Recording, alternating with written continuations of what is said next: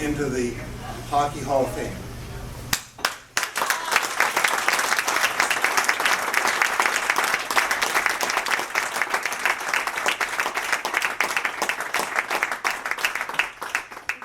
He's going to join, how many, 37 other people?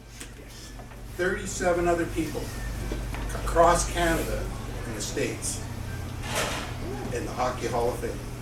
In what category?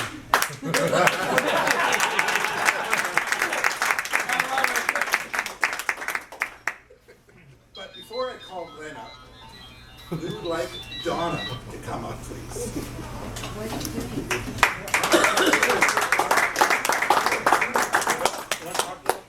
Okay, no, good on. Okay, sit down. So,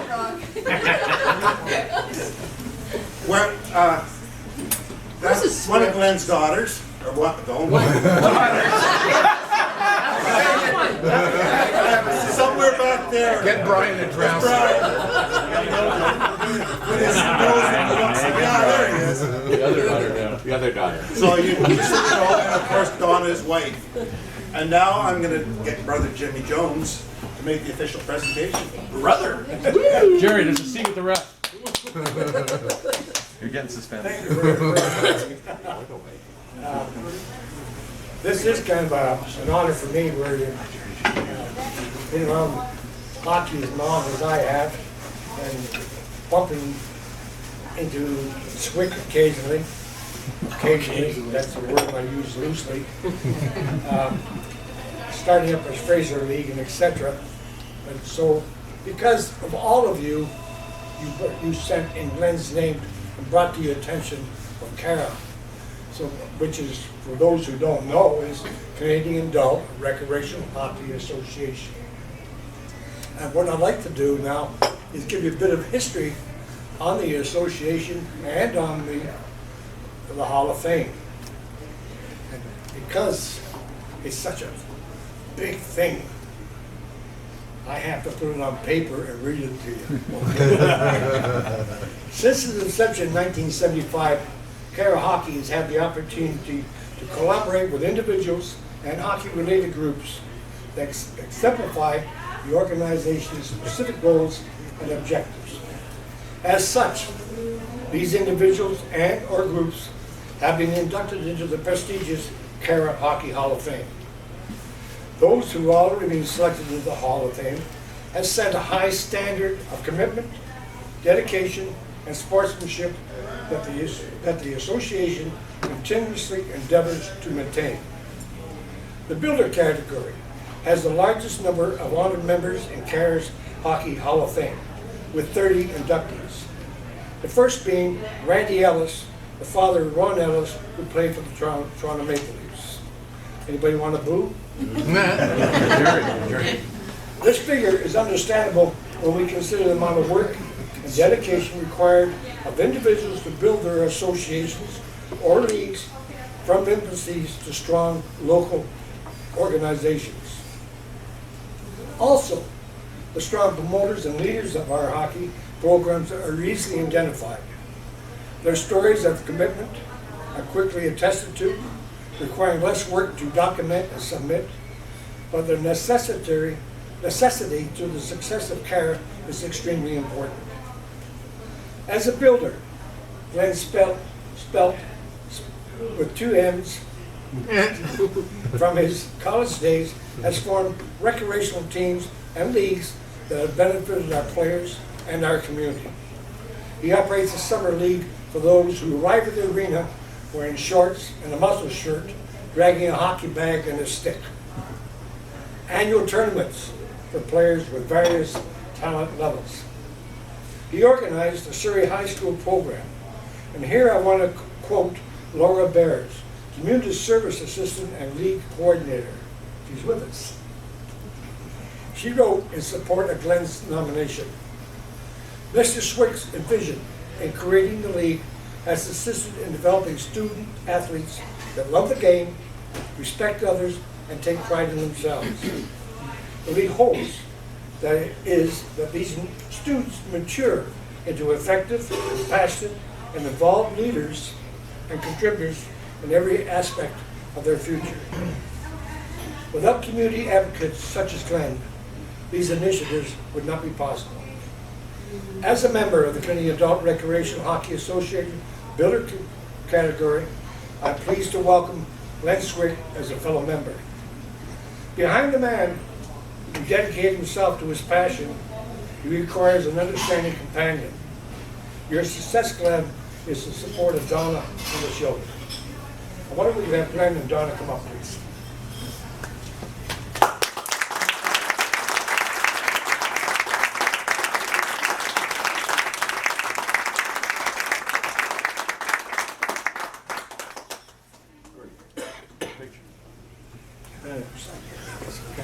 Where's the photographer, please?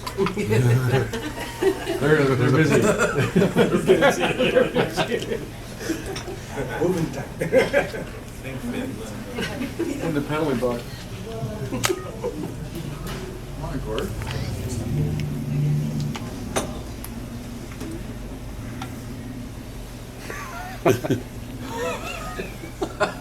He's all breathe in. Thank you. Glenn, I know you're never lost for words, but probably tonight. But you have to wait. Yes. I just want to say one thing, and Laura will understand the humor. I did this without work boots.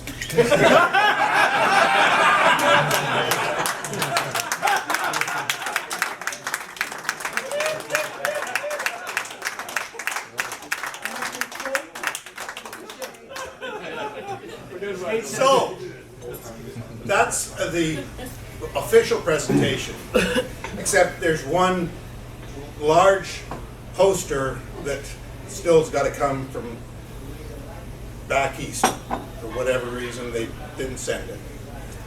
Okay? But now, I think we'll have those who would like to say a couple sentences about Glenn, or somebody else, I don't, but mostly Glenn, to come up and speak. And Gary, you're first man on. Okay, well, it's not a couple sentences, a couple pages. 3 minutes. It's okay, it's okay. So first of all, I want to say congratulations to Glenn and his family. I met Glenn early in the 70s or 80s, and he was running the pastimes. And I came out to play for the Beavers, Surrey Beavers. And Surrey Beavers were... We hated you guys.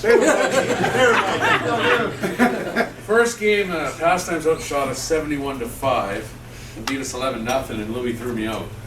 So I thought, well, this is going to be an interesting thing. And Glenn was on the bench, or no, he was playing actually. And I remember I was going to do my imitation of Glenn on a breakaway.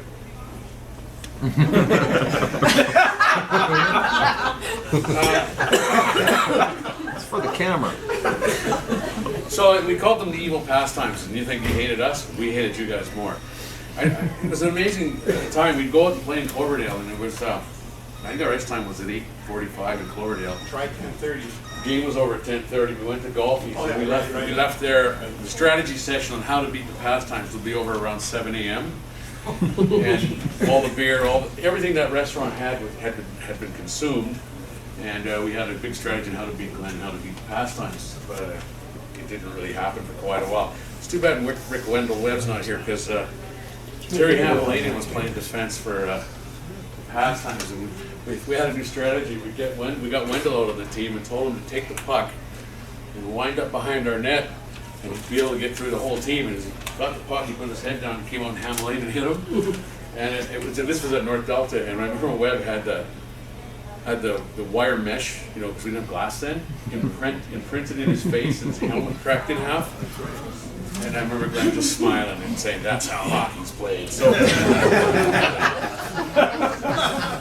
we figured, well, we can't beat them on the ice, so we have an idea. We'll go down to Blaine, where they have this Pastimes Tavern. They had the name of the place. We went down there and we told everybody in Blaine that we were the Pastimes, and we terrorized the town and got thrown out of the States. And I think we lost the sponsorship. I'm not sure what happened. We did that on our own. But we tried to help. It was like, oh, Pastimes, you can't come in here. So anyway, we came back, and I remember we had a fight in North Delta in the hallway. There was the Beavers and the Pastimes. They're fighting on the ice and then fighting in the hall and in between the dressing rooms. The old dressing room used to be down at the other end of the rink. We had Robin Smith in our team, and I remember there was I don't know who we got involved with, but it was a pretty good fight in the hall. And we had Rick Foto playing goal, and I don't know if Rick Foto's knee got hurt or something. He couldn't play for a year, but Pastimes had Wallhofer and Cornier on the two goalies, and I don't know, because I wasn't involved in running the team, how Glenn managed this. But for the rest of the year, his goalies alternated on our team. I don't know how he did that. Suddenly, we're playing the Pastimes, and their goalies are in our net, so needless to say, we didn't do well in those games either. So Glenn's always had a plan, I guess. I remember we went international. Glenn took the league international. So we started playing Portland.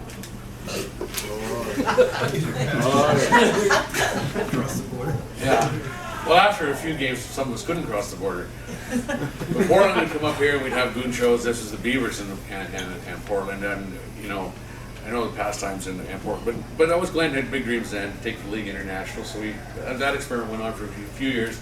And then we expanded even more internationally. Ladner came in the league, which introduced Grant Wells and a number of others into the league, which we hadn't had in the league before. And we got them on our team to play against him, even though he brought him into the league. I told the Hamlin story. I told the Rick Foto story. So what's this? What's on here? I never forget how I got the goalies. I also recall one time that Glenn decided to start the summer. What did he call it? Summer league? Yeah, Summer Red hockey? Army summer hockey. Red Army summer hockey. But the way to keep the Red Army focused was every team was the Red Army. It was the Red Army yellow guys, the Red Army black guys, every different colored uniform, but all of them said Red Army. So anywhere you go in Surrey, you can find. I saw them in Valley Village. There's some Red Army uniforms. You can find a Red Army anywhere. So Glenn's got that. He's got that legacy. And Glenn, I know I got to tell you, this is a personal story that is not intended to be funny, but some of us, me included, will know that I decided for about 10 years to leave life behind, and I went on and I got involved in substance abuse, got addicted to some drugs, lost everything, and then 4 years ago, after coming back from that life, I had given up hockey for 10 years. I'd sold my hockey gear. I did everything. I was gone. I had no home, had nothing. When I came back, I wanted to get back into hockey, and I'd been gone for 10 years, and I thought, how can I get back into hockey? Where could I play? Who could I talk to? And the name that came to my head was Glenn Zwick. And I went to Newton Arena and I asked Glenn, and 2 weeks later he had me in a tournament playing for the Gringos. That only lasted a weekend. They didn't want me there, but the advanced sales didn't meet up with the player, right? I killed myself in the first shift, full speed into the boards at Fleetwood. Glenn's the reason I got back into hockey, and then he got me connected, and I'm on the Red Army now. The guys I hate the fucking Red Army.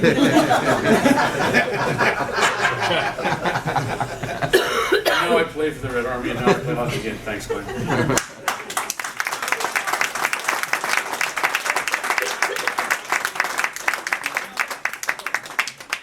I would like a referee to come up and say,